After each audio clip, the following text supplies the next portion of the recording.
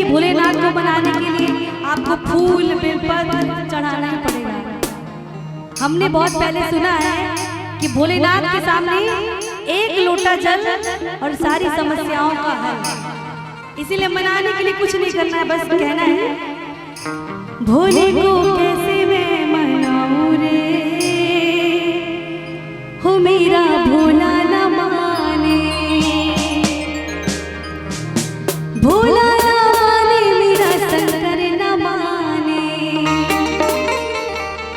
भोला न माने मेरा शंभू न माने।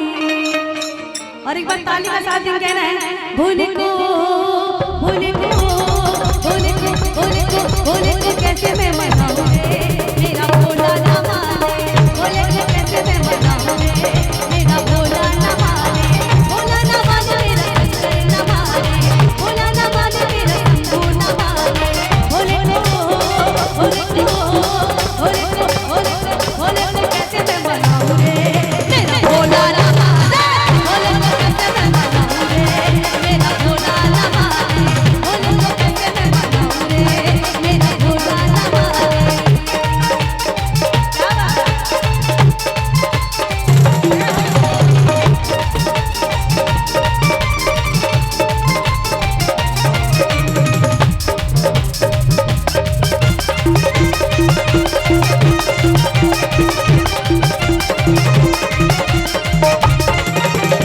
भोले को भाई ना लड्डू मेरा, भोले को भाई ना लड्डू मेरा, भोले को भाई ना लड्डू मेरा, भांग कहाँ से लाऊं रे, मेरा भोला न माने, भोले को कैसे मैं मनाऊं रे, मेरा भोला न माने, भोले को कैसे मैं मनाऊं रे, मेरा भोला न माने। भोले शंकर भगवान की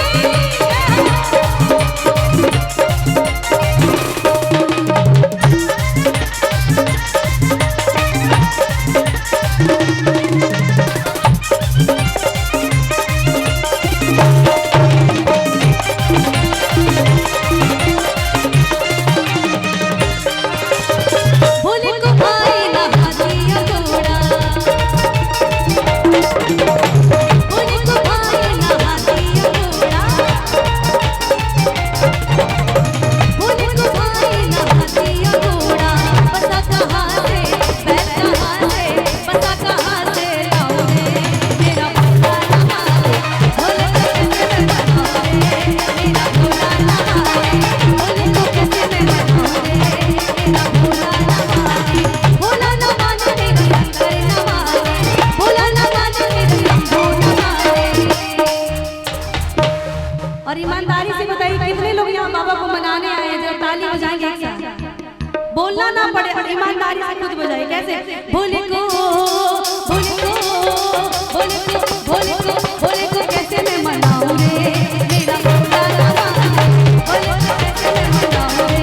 मेरा भोला न माने, भोले को कैसे मैं मनाऊं रे,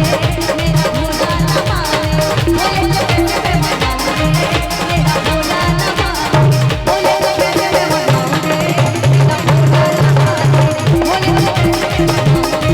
मेरा भोला न माने, भोले को कैसे मैं मनाऊं रे, मेरा भोला न माने, भोले को कैसे मैं मनाऊं रे, हो मेरा भोला न माने।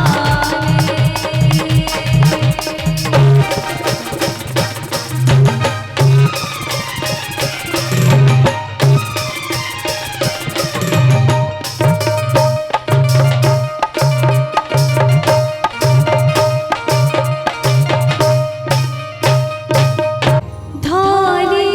धारों के राजा शंकर, संकट हरना, शंकर संकट हरना। और जरा ताली का साथ चाहूंगी, कहना है शिव कैलाश